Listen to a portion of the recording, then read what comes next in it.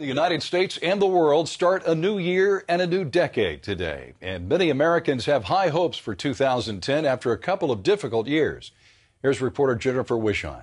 4, 3, 2, 1, Happy New Year! It's a brand new year, a fresh start full of new possibilities many Americans are thankful for. Happy New Year!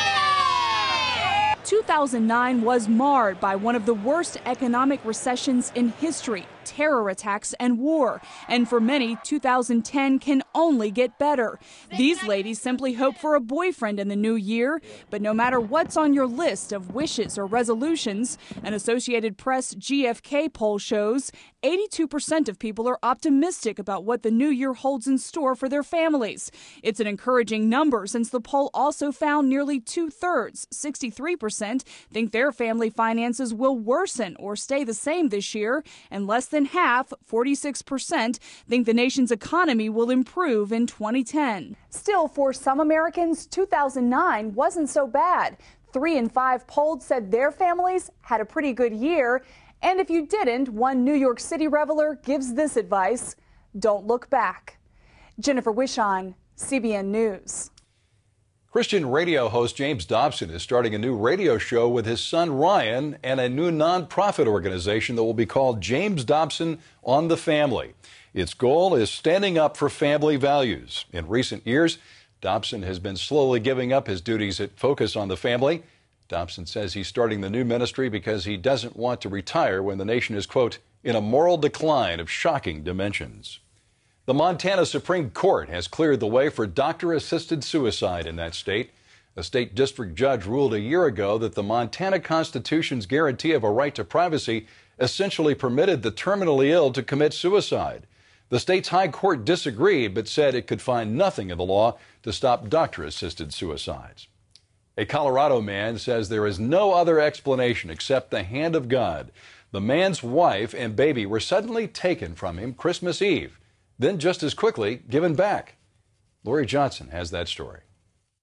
Mike and Tracy Hermanstorfer are believers, but say even a non-believer would have to admit what happened to them was the hand of God, a Christmas miracle. Someone upstairs is looking after me and said it wasn't time for me to be gone.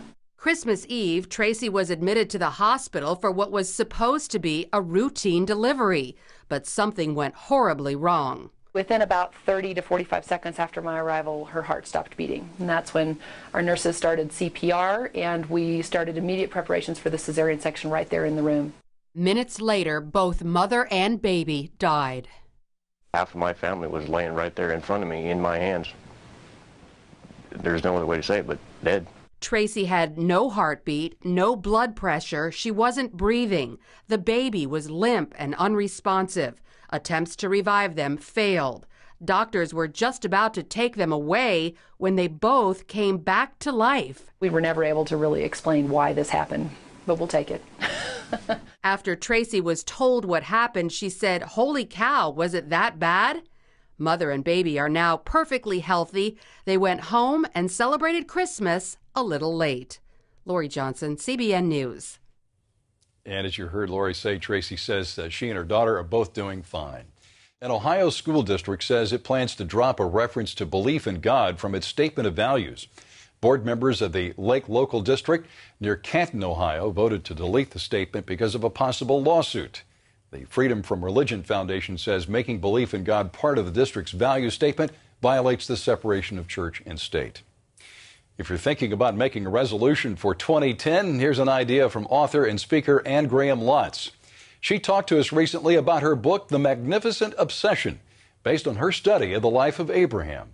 The thing that struck me when I finished the study of his life was that he was a very ordinary man who actually became extraordinary, because when God said, "Abraham, I want you to follow me in a life of obedient faith," Abraham did. One step at a time, one choice at a time, day after day, for all of his life. And at the end of his life, God said that Abraham was his friend. And 3 times in Scripture, God says, "Abraham is my friend." And I thought, it'd be one thing if I called God my friend, but if God leaned out of heaven and said, "Ann Lutz is my friend," that's impressive. And I thought, if Abraham could know God like that, why can't I?